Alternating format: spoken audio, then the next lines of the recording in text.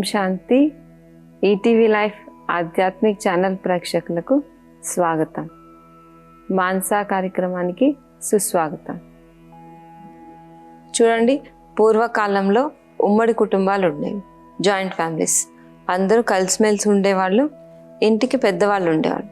ఆ ఇంటికి పెద్దవాళ్ళు ఏం చేసేవారు, ఇప్పుడు ఎవరైనా కుటుంబ సభ్యుల్లో ఎవరైనా మర్యాదలు, కట్టుబాట్లు, సాంప్రదాయాలు కొంచెం అటు ఇటు చేసినా, ఏమైనా తేడా చేసినా వాళ్ళు హెచ్చరించేవారు. ఇలా కాదు, ఇలా ఉండాలి, ఇలా చేయాలి, ఇది కట్టుబాట్లు, ఇది సాంప్రదాయం, ఇది పద్ధతి, ఇందులో లాభం ఉంది, ఇందులో నష్టం ఉందని వాళ్ళు కుటుంబ సభ్యుల్ని హెచ్చరించి ఒక దారిలో నడిపించేవారు. మళ్ళీ చూడండి, వాతావరణ శాఖ వారు కూడా ఏం చేస్తారు, హెచ్చరికలు జారీ చేస్తారన్నమాట. ఇప్పుడు ఇది డేంజర్ జోన్ ఉంది, ఇప్పుడు మీరు సముద్రయానం చెయ్యొద్దు, వెళ్ళొద్దు అని హెచ్చరికలు జారీ చేస్తారు. ఏదన్నా దారి సరిగ్గా లేదనుకోండి, ఆ దారిలో వెళ్ళడం కరెక్ట్ కాదు, ప్రమాదాలు జరిగే ఛాన్స్ ఉంటే గవర్నమెంట్ వాళ్ళు పెడతారు హెచ్చరిక, ఈ దారిలో వెళ్ళొద్దు, జాగ్రత్తగా ఉండాలని చెప్తారు. ఇప్పుడు మనం డాక్టర్ దగ్గరికి వెళ్ళాము, టెస్ట్లు చేయించుకున్నాము, రిపోర్ట్ చూపిస్తే డాక్టర్ ఏమంటాడు, షుగర్ బార్డర్లో ఉంది, జాగ్రత్త హెచ్చరిస్తారు. అంటే ఈ హెచ్చరికని మనం డోంట్ కేర్ చేస్తే, నిర్లక్ష్యంగా ఉంటే ఏమవుతుంది, చూడండి షుగర్ బార్డర్లో ఉంది, జాగ్రత్తగా ఉండమని చెప్తాడు. మనం దాన్ని డోంట్ కేర్ చేసాం, ఆ హెచ్చరికను మనం పట్టించుకోలేదు. అప్పుడు ఏమవుతుంది, పరిస్థితి చేయి దాటిపోతుంది. అంటే లైఫ్ లాంగ్ మనం ఏమవుతుంది, ఆ బాధని భరించాల్సి ఉంటుంది. అది దాని షుగర్ లెవెల్ పెరిగింది, బార్డర్ నుంచి ఎక్కువైంది, దాంతో ఒకటికి అనేక సమస్యలు క్రియేట్ అవుతాయి. అంటే ఎవరైతే హెచ్చరిక జారీ చేసిన తర్వాత ఆ దారిలో వెళ్ళొద్దు అంటే వెళ్తే నష్టం ఎవరికి జరుగుతుంది, మనకే జరుగుతుంది కదా. అంటే అలా హెచ్చరిక జారీ చేసిన తర్వాత, హెచ్చరిక అంటే వార్నింగ్. ఇప్పుడు రిక్వెస్ట్ చేయొచ్చు, వినతి చేయొచ్చు, గైడ్ చేయొచ్చు, వినొచ్చు, వినకపోవచ్చు. కానీ హెచ్చరికలు జారీ చేసిన తర్వాత ఇక అది టాప్ మోస్ట్. దాన్ని దాటి మనం ఏదైనా చేస్తే, దాన్ని డోంట్ కేర్ చేస్తే, పట్టించుకోకపోతే నష్టం ఎవరికి జరుగుతుంది, మనకే నష్టం జరుగుతుంది. ఇప్పుడు చూడండి, తల్లిదండ్రులు కూడా పిల్లల్ని చిన్నప్పటి నుంచే హెచ్చరించాలి, వాళ్ళకి నేర్పించాలి, మంచిది చెడు ఇది, ఇలా ఉండాలి, ఇలా చెయ్యాలి. అలా చిన్నప్పటి నుంచే వాళ్ళకంటే ఏమంటారు, మొక్కే వంగనిది మానే వంగదు అంటారు. అంటే మొక్కుగా ఉన్నప్పుడే వాళ్ళ మీద శ్రద్ధ పెట్టి, వాళ్ళ ఆలోచనలు ఎలా ఉన్నాయి, వాళ్ళ సంస్కారాలు ఎలా ఉన్నాయి, వాళ్ళ స్వభావాలు ఎలా ఉన్నాయి, వాళ్ళ అలవాట్లు ఎలా ఉన్నాయి, తల్లిదండ్రులు గమనించి చిన్నప్పుడే హెచ్చరించలేదు, వాళ్ళకి చెప్పలేదు అనుకోండి, వాళ్ళకి అదే అలవాటు అయిపోతుంది. పెద్ద ఎదిగిన తర్వాత అది వాళ్ళ సంస్కారం అయిపోతుంది. మనం ఎంత కష్టపడినా వాళ్ళ మార్పు అనేది రాదు. అందుకే ఏం చేయాలంటే, పిల్లలుని గారాబం చేయాలి. గారాబంతో పాటు మంచి చెడు, ఇలా ఉండాలి, ఇలా ఉండకూడదు, ఏదైనా తప్పు చేస్తే చెప్పాలి. లేకపోతే వాళ్ళ భవిష్యత్తులో ఏదన్నా జరిగింది, మంచి చెడు బాధ్యతలు ఎవరవుతారు, తల్లిదండ్రులే అవుతారు. చూడండి, ఒక చిన్న అబ్బాయి ఉంటాడు అనమాట ఒక ఊర్లో. ఆ చిన్న అబ్బాయి ఆడుతూ పాడుతూ బాగానే ఉంటాడు. కానీ ఒకసారి ఆయన ఇంటికి ఒక తోటలోంచి కొన్ని వంకాయలు, కొన్ని ఆకుకూరలు కోసి తెస్తాడు, తల్లికి ఇస్తాడు మాట. తెచ్చి తల్లి వాటిని తీసుకుంటుంది, వంట చేస్తుంది, తింటారు. ఆ పిల్లడు అలానే తెచ్చిస్తుంటాడు, ఆ తల్లి అలానే వంట చేస్తుంటుంది.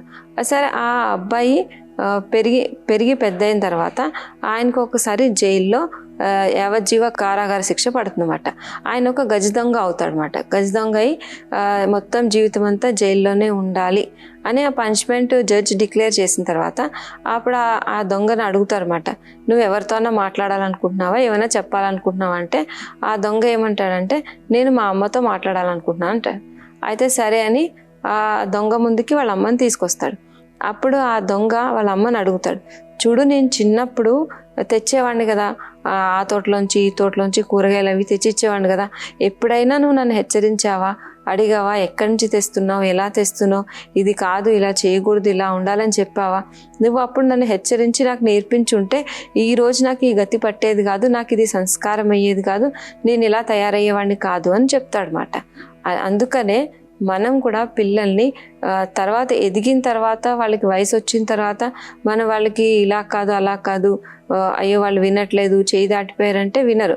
మనం చిన్నగా ఉన్నప్పటి నుంచి వాళ్ళ సంస్కారాలు ఎలా ఉన్నాయి, వాళ్ళ అలవాట్లు ఎలా ఉన్నాయి, వాళ్ళ బిహేవియర్ ఎలా ఉంది, వాళ్ళు రెస్పెక్ట్ ఇస్తున్నారా లేదా అని గమనించి హెచ్చరిస్తే అప్పుడు వాళ్ళ జీవితం ఎలా తయారవుతుంది, చిన్నప్పటి నుంచే మంచిగా తయారవుతుంది. అలానే ఇప్పుడు మనకి ప్రకృతి, పరమాత్మ, సమయం, శరీరం అన్నీ హెచ్చరిస్తున్నాయి. కానీ మనం వాటిని అర్థం చేసుకోవాలి. అర్థం చేసుకోలేదు అంటే ఇప్పుడు ప్రకృతి హెచ్చరికలు జారీ చేస్తుంది. ఎలా జారీ చేస్తుంది? ఇప్పుడు చూడండి, వర్షాకాలంలో వర్షం లేదు, ఎండాకాలంలో ఎండలు కాదు, ఎండాకాలంలో వర్షాలు, వర్షాకాలంలో ఎండలు, చలికాలంలో వర్షాలు. అంటే అన్సీజన్ అయింది. సీజన్లా ఉండట్లేదు. అంటే ప్రకృతి ఏం చేస్తుంది? హెచ్చరికలు జారీ చేస్తుంది. ఇప్పుడైనా ఓ మనిషి నువ్వు సరిగ్గా ఉండు అంటే నీ ఆలోచన విధానం మార్చుకొని, ధోరణి మార్చుకొని చెప్తుంది. మనం ఆ హెచ్చరికల్ని పాటించకపోతే, మనం ఆ ప్రకృతిని అర్థం చేసుకోకుండా ఇంకా దాన్ని మన ఆలోచనలతో, మన కర్మలతో అలా కలుషితం చేస్తూ ఉంటే ఏమవుతుంది? ప్రకృతి విజృంభిస్తుంది. ప్రకృతి మనిషి జీవితానికి ఎంతో సహాయపడుతుంది. తన తాపమానాల్ని సవరించుకొని మనకి అన్ని టైం టు టైం అన్నీ చేస్తుంది, అన్నీ అందిస్తుంది. కానీ మనిషి ఇప్పుడు ఎలా అయిపోయాడు? జంతువులు కూడా ప్రకృతి నియమాల్ని పాటించి జీవితంలో సుఖంగా ఉంటాయి. ఏ జంతువు ఏది తినాలి, ఎలా ఉండాలి అలానే ఉంటాయి. జంతువులు బుద్ధిజీవి కాదు, మనిషి బుద్ధిజీవి. కానీ ఇప్పుడు మనిషి ఏం చేశాడు? రాత్రిని పగలు చేస్తున్నాడు, పగలని రాత్రి చేస్తున్నాడు. ఆధునికత అనే పేరుతో, కొత్తదనం అనే పేరుతో రకరకాల వస్తువులు కనిపెడుతున్నాడు. రకరకాల సౌకర్యాలు, సుఖాలని ఏర్పరచుకోవడంలో ఏమవుతుంది? ప్రకృతిని చాలా అలజడి చేస్తున్నాడు. తన సౌకర్యం కోసం ప్రకృతిని డిస్టర్బ్ చేస్తున్నాడు. ప్రకృతిని పట్టించుకోవట్లేదు, ప్రకృతిని అర్థం చేసుకోవట్లేదు. దానివల్ల ఇప్పుడు మనకి ఎలాంటి పరిస్థితి వచ్చింది? మనం ప్రకృతిలో సహజ సిద్ధంగా దొరికే వస్తువుల్ని కొనుక్కుంటున్నాం, నీళ్లను కొనుక్కుంటున్నాం. ఇంకా రేపటి పోతే గాలిని కూడా కొనుక్కోవాల్సిన పరిస్థితి ఏమో వస్తుందేమో చెప్పలేం కదా. అంటే ప్రకృతి మనకి చెప్తుంది ఇలా ఉండాలి, ఇలా ఉండకూడదు. అయినా కానీ అర్థం కాకపోతే మనిషి ఏం చేస్తున్నాడంటే పరుగులు పెడుతూ తను ఏం చేస్తున్నాడో తెలియట్లేదు. ఆధునికత, వృద్ధి, ఇంకా డెవలప్మెంట్ అని వేగాన్ని పెంచుకుంటూ పోతున్నాడు. మానవతా విలువలు అనేవి తగ్గిపోతున్నాయి.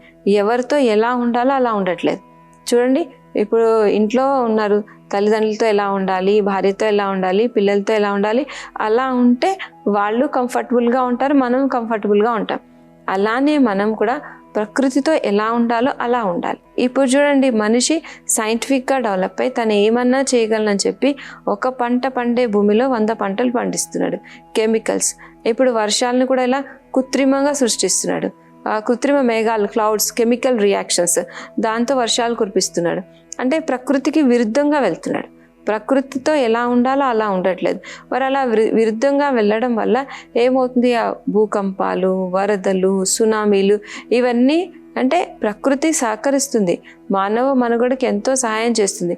మరి అదే ప్రకృతి విజృంభిస్తే అది వినాశనానికి దారి అవుతుంది. అందుకే ప్రకృతి హెచ్చరిస్తుంది ఇప్పుడు మనిషిని, ఏంటి, నువ్వు నాతో ఎలా ఉండాలో అలా ఉండు, అలా లేకపోతే ఏమవుతుంది? మానవ మనుగడ కష్టమైపోతుంది. అప్పుడు మనకి నీళ్లున్నా తాగలేని పరిస్థితి, గాలి ఉన్నా పీల్చని పరిస్థితి. ఇప్పుడు గాలిలో కూడా ఏమైపోయింది? పొల్యూషన్ పెరిగిపోతుంది కదా. అప్పుడు మనం గాలి పీలిస్తే కూడా ఏమవుతుంది? జబ్బులు వస్తున్నాయి, రకరకాల జబ్బులు. వాటర్తో రకరకాల జబ్బులు, అంటే వాతావరణ పొల్యూషన్, ఎయిర్ పొల్యూషన్, ఇవన్నీ పెరిగిపోతున్నాయి. మరి అవన్నిటితో ఎవరికి నష్టం జరుగుతుంది? మనం ప్రకృతితో ఎలా ఉండాలి అలా ఉండకపోతే, ఇప్పుడు చెట్లు నాటాలి, చెట్లను పెంచాలి, అలా మనం ప్రకృతికి చేయాల్సింది. ప్రకృతి పట్ల కూడా మంచి భావన పెట్టుకోవాలి. ఇలా మనం చేయాల్సింది చేయకపోతే దాని పరిణామం ఎవరు భరించాలి? మనమే భరించాల్సి ఉంటుంది. అలాగే పరమాత్మ కూడా మనకి హెచ్చరిస్తున్నాడు, భగవంతుడు. మనం అనుకుంటాం కదా, భగవంతుడా ఈ కష్టాలు ఇంకెన్ని రోజులు, భగవంతుడు ఏదో ఒక రోజు వస్తాడని. ఇప్పుడు పరమాత్మ, ఇది ఇప్పుడు ఏ సమయం నడుస్తుంది? కలియుగ అంతిమ సమయం. కలియుగ అంతిమ సమయంలో పరమాత్మ కూడా వచ్చి హెచ్చరిస్తున్నాడు. అయితే ఒక చిన్న స్టోరీ. ఒక ఊరిలో ఒక వ్యాపారి ఉంటాడనమాట. ఆ వ్యాపారికి ఎప్పుడు ఏంటంటే ఎంత వీలైతే ఎక్కువ ధనం సంపాదించాలి అనే ధ్యాస తప్ప వేరే ధ్యాస ఉండదు. రాత్రి పగలు నిద్రపోకుండా, ఇంకా ఆ నిద్రాహారాలు కూడా మాని ఎలా సంపాదన అని అది సంపాదన చేసుకుంటూ, డబ్బు కూడబెట్టుకుంటూ అది చూసుకుని మురిసిపోతూ ఉంటాడనమాట. అయితే ఒక్కసారి ఆయనకి సడన్గా చనిపోతాడు అనమాట. హార్ట్ అటాక్ ఏదో వస్తుంది, చనిపోతే ఆయన్ని యమదూతలు యమధర్మరాజు దగ్గర తీసుకెళ్తాయి. అప్పుడు ఆయన అడుగుతాడు, అయితే నేను ఇలా సంపాదించుకుంటూ ఇంకా ఏదో చేద్దామని ధ్యాసలో ఉంటే నన్ను ఎందుకు ఇలా సడన్గా పిలిచావు, ఒక మాట అన్నా చెప్పలేదు, హెచ్చరించలేదు, ఏం చేయలేదు, భగవంతుడా నువ్వు చేసింది ఇది రైట్ కాదని అడుగుతాడనమాట. అప్పుడు భగవంతుడు చెప్తాడు, నువ్వు ధనం సంపాదనలో పడి నేను నీకు చాలా హెచ్చరికలు పంపించాను, కానీ నువ్వు అర్థం చేసుకోలేదు అంటాడు. ఏం పంపించావు, నా దగ్గర అయితే ఏం రాలేదు కదా అంటాడు. ఆయన ఏం చెప్తాడంటే, చూడు నువ్వు సంపాదిస్తూ నీ వయసు పెరుగుతూ ఏమైంది, నీ జుట్టు తెల్లబడడం స్టార్ట్ అయింది, నువ్వు గమనించావా, దానికి రంగు వేసుకున్నావు, తర్వాత నీ కళ్ళు కనపడడం, కళ్ళు మసకపారడం మొదలైనవి. అప్పుడు నువ్వేం చేసావు, కళ్ళు మసకపారితే ఆపరేషన్లు చేయించుకున్నావు, కళ్ళజోడు పెట్టుకున్నావు, తర్వాత నీ పళ్ళు కదిలిపోవడం మొదలుపెట్టినాయి. అప్పుడు ఏం చేసావు, ఒరిజినల్ పళ్ళు వదిలేసి వేరే పళ్ళు కట్టించుకున్నావు. అంటే నీ నడక తడపడడం మొదలుపెట్టింది. అంటే నేను నీకు హెచ్చరికలు ఒకదాని తర్వాత ఒకటి పంపిస్తూనే ఉన్నా. నీ జుట్టు తెల్లబడింది, కళ్ళు కనిపించకుండా అవుతున్నాయి, పళ్ళు ఊడిపోతున్నాయి, అంటే హెచ్చరికలు నేను 1 కాదు 10 పంపించాను. కానీ నువ్వు గ్రహించలేదు, ఈ హెచ్చరికల్ని అర్థం చేసుకోలేదు. అర్థం చేసుకోకుండా ఇంకా సంపాదించాలని, ఇంకా నువ్వు నీ వయసు అయిపోతున్నా కానీ యంగ్లో ఉన్నట్టు జుట్టుకు రంగేసుకుని, కళ్ళజోడు పెట్టుకుని, పళ్ళు కట్టించుకుని, ఇంకా ఇక్కడే అలా జీవితాన్ని గడుపుదాం అనుకున్నావు, కానీ నేను పంపించిన హెచ్చరికలు నువ్వు అర్థం చేసుకోలేదు అని చెప్తాడు. అలానే పరమాత్మ ఇప్పుడు హెచ్చరికలు జారీ చెప్తున్నాడు, పిల్లలు మీరు ఆడుకుంటూ ఈ జీవితం అనే ఆట ఆడుతూ ఇప్పుడు ఎండ్ పాయింట్కి వచ్చారు. ఇప్పుడు ఈ ప్రపంచం ఎలా ఉంది, ఎటు చూసినా సమస్యలు, పరిస్థితులు, దుఃఖము, అశాంతి. అంటే మనం చిక్కుపోయాం. ఎలా అయితే స్పైడర్ చూడండి, ఇంట్లో సాలిపురుగు గూడు అల్లుకుంటుంది కదా, ఆ అల్లుకున్న గూడిలో అది ఎలా చిక్కుపోతుందంటే, ఆ గూడు ఎలా అల్లుకుంటుంది, లోపల ఉండలేదు, బయటికి రాలేదు, ఆ విధంగా గూడు అల్లుకుంటుంది కదా. అలాగే మనిషి కూడా తన చుట్టూ నేను, నాది, నా వాళ్ళు. ఇప్పుడు ఇదేంటి, కలియుగ అంతిమ సమయం. అంటే మనిషి ఎలా స్పైడర్ లాగా అల్లుకుని ఆ గూడులో చిక్కుపోయి మనం అటు వెళ్ళలేక ఇటు రాలేక భగవంతుని మనం అడుగుతున్నాం, ప్రార్థిస్తున్నాం.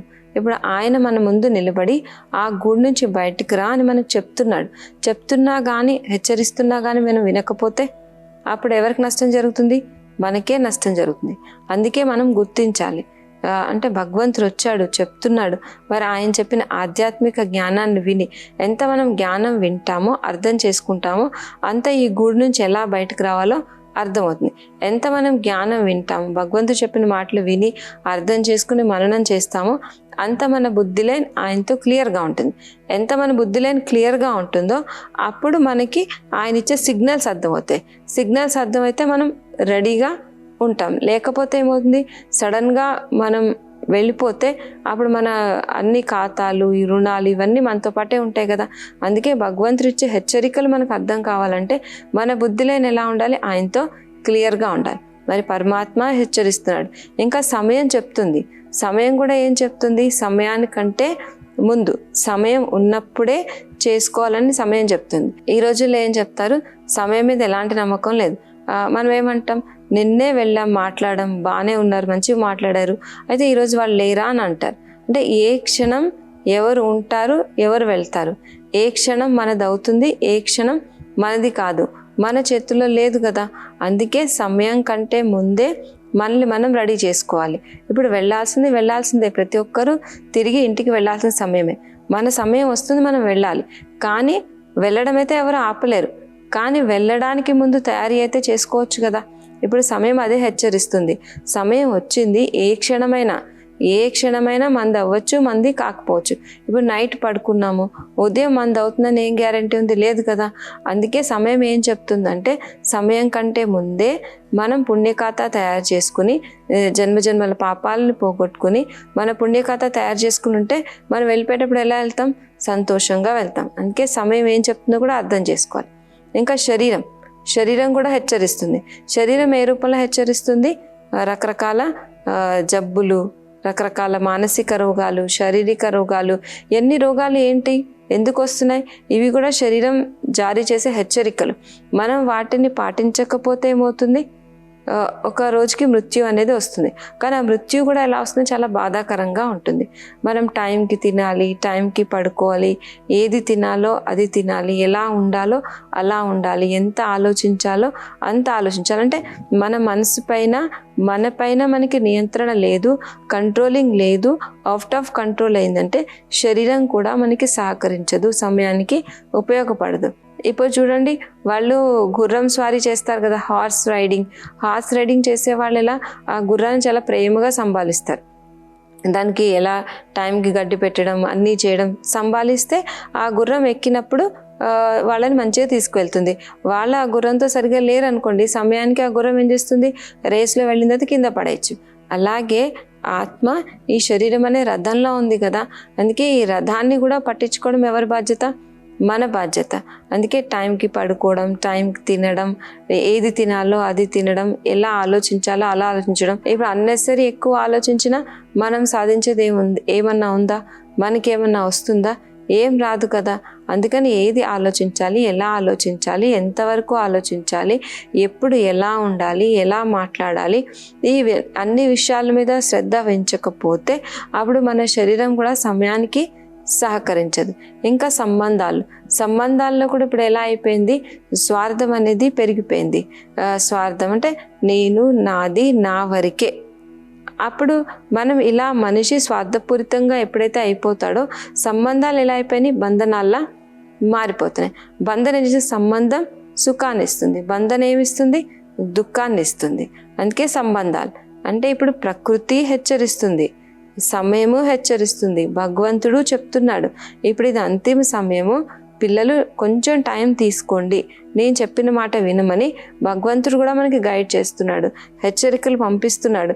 ఇంకా మనము అక్కడే పరుగులు పెడుతూ ఇది సంపాదించాలి, ఇలా ఉండాలి, అది కావాలి, పేరుండాలి, ఊరుండాలి, అలా వాటి వెనకే పరుగులు పెడుతూ వెళ్ళిపోతే మన అంతిమ క్షణాలు ఎలా ఉంటాయి. మనతో పాటు మనం ఏం తీసుకువెళ్తాం, ఏం తీసుకెళ్ళలేం కదా. దేనికన్నా లిమిట్ ఉంటుంది కదా. ఒక్కసారి ప్రకృతి కూడా చెప్తుంది ఒక్కసారిగా విజృంభిస్తుంది. అందుకే సునామీలు, భూకంపాలు ఇవన్నీ ఏమవుతున్నాయి, ప్రపంచంలో ప్రకృతికి ఆపదలు అనేవి చాలా చాలా చాలా పెరిగిపోతున్నాయి. ఇంత నష్టం జరుగుతున్నా కానీ మనిషి బుద్ధి పనిచేయకపోతే ఇంకెవరు మార్చగలుగుతారు, ఎవరు మార్చలేరు కదా మనల్ని. పరమాత్మే వచ్చి చెప్తున్నా కానీ మన బుద్ధి క్యాచ్ చేయలేకపోతే ఇంకెవరు వచ్చి మనల్ని మార్చాలి. అందుకే మనల్ని మనం మార్చుకోవాలి, మనల్ని మనం ప్రొటెక్ట్ చేసుకోవాలి, మనల్ని మనం రక్షించుకోవాలి. అందుకే భగవంతుడు ఏదైతే హెచ్చరికలు చేస్తున్నాడు, సమయం చెప్తుంది, ప్రకృతి చెప్తుంది, వాటి మీద కొంచెం శ్రద్ధ వహించడం అంటే మనం ఏం చేయాలి, ఏదో చేయాల్సిన అవసరం లేదు. కొంచెం టైం తీసుకుని మనతో మనం ఏకాంతంలో కూర్చుని ఆలోచించాలి. ప్రకృతితో నా వ్యవహారం ఎలా ఉంది, భగవంతుడితో నా వ్యవహారం ఎలా ఉంది, సమయంతో నా వ్యవహారం ఎలా ఉంది. ఇప్పుడు సమయం ఒకవేళ మన ఫైనల్ టైం వచ్చింది, అంతిమ క్షణాలు వచ్చాయంటే మనం ఎలా వెళ్ళిపోతాం, మన వెంట ఏం తీసుకువెళ్ళడానికి మనతో పాటు రెడీ చేసుకున్నాం అని ఒక్కసారి మనం మళ్ళీ అవేర్నెస్ తీసుకొస్తే, ఆ జాగృతి మనలో కలిగించుకుంటే అప్పుడు ఏమవుతుందంటే మనకి కొంచెం తెలుస్తుంది, అయ్యో నేను ఇలా ఉండాలి, ఇలా చేయాలి, దీనికోసం ఎంత టైం ఇవ్వాలి. ఈ రోజుల్లో మనిషి ఈ ప్రవాహంలో కట్టుకుపోతూ ఎక్కడ టైం ఇవ్వాలి, ఎక్కడ టైం ఇవ్వకూడదు, ఎక్కడ టైం స్పెండ్ చేయాలి, ఎక్కడ ఎలా టైం పాస్ చేస్తున్నాను అన్న విషయాన్ని కూడా గ్రహించట్లేదు. ఆ విషయాల్ని మనం గ్రహించాలి అంటే మనకేం ఉండాలి, ఆధ్యాత్మిక జ్ఞానం ఉండాలి. ఆధ్యాత్మిక జ్ఞానంతో భగవంతుడు ఏం నేర్పిస్తున్నాడు, మనల్ని మనం గమనించుకుని మనల్ని మనం సరి చేసుకోవడం పరమాత్మ నేర్పిస్తున్నాడు. ఎప్పుడైతే మనం భగవంతుడు చెప్పిన జ్ఞానాన్ని విని అర్థం చేసుకుంటామో అప్పుడు ఆయనతో మన బుద్ధి లైన్ క్లియర్గా ఉంటుంది. అప్పుడు ప్రకృతి హెచ్చరికలు మనకు అర్థమవుతాయి. అంటే హెచ్చరిక అంటే ఇప్పుడు గవర్నమెంట్ వాళ్ళు ఏదైనా ఉంది, వాతావరణంలో ఏదైనా మార్పులు ఉంటే వాళ్ళు బోర్డు పెట్టేస్తారు, ఇప్పుడు ఈ 1st నెంబర్ హెచ్చరిక, 2వ నెంబరు, 3వ నెంబరు అని. అంటే అది గమనించుకుని అంటే బోర్డు పెట్టేసింది, వాళ్ళ పని అయిపోతుంది. ఆ దారిలో వెళ్ళొద్దు, కాషన్ అని బోర్డు పెట్టేస్తారు. బోర్డు పెట్టేసిన తర్వాత గవర్నమెంట్ వాళ్ళ పని అయిపోయింది. మరి పెట్టిన తర్వాత కూడా వెళ్తే నష్టపోయేది ఎవరు, మనం కదా. అందుకనే సమయం ఏం హెచ్చరిస్తుంది, ప్రకృతి ఏం హెచ్చరిస్తుంది, భగవంతుడు ఏం హెచ్చరిస్తున్నాడు అంటే భగవంతుడు బోర్డు పెట్టాడు, సమయము బోర్డు పెట్టింది, ఇప్పుడు సమయం అయిపోయింది, ఇది అంతిమ సమయం, ఇంకా పరుగు పెట్టింది చాలు, నీ జీవితాన్ని తయారు చేసుకో, వెంట తీసుకువెళ్ళే సంపాదన చేసుకో ఇప్పుడు లేకపోతే మరెప్పుడు లేదని సమయము బోర్డు పెట్టేసింది, ప్రకృతి బోర్డు పెట్టింది.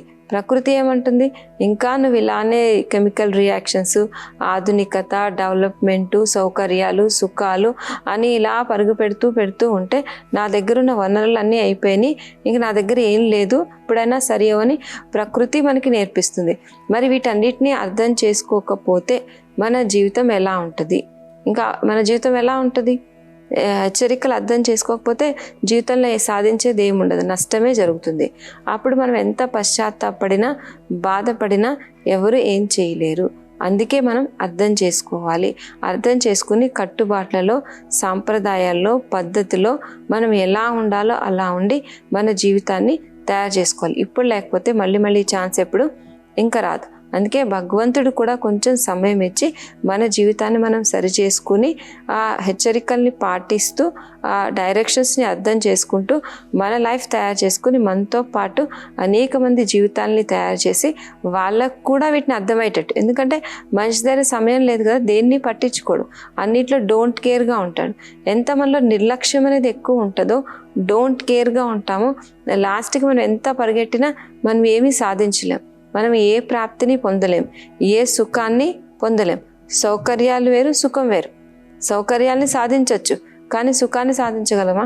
సౌకర్యాలంటే సాధనాలు మనం తయారు చేసుకోవచ్చు కానీ ఆనందాన్ని తయారు చేసుకోలేం కదా, ప్రేమను తయారు చేసుకోలేం కదా. అందుకే సౌకర్యాలతో పాటు సుఖంగా, సంతోషంగా ఎలా ఉండాలి. ప్రకృతికి కూడా మనతో నష్టం జరగకుండా, ప్రకృతికి కూడా మంచి జరగాలంటే ఏం చేయాలి?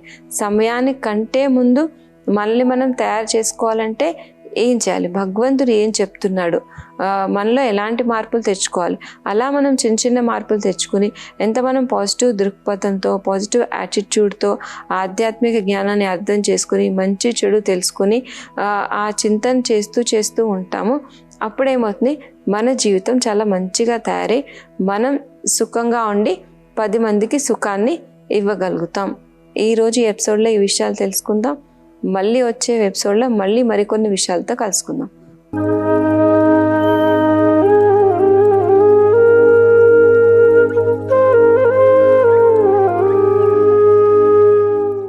ఈ కార్యక్రమాన్ని తిరిగి చూడాలనుకుంటే www.youtube.com/@ETV Life Spiritual లో చూడవచ్చు.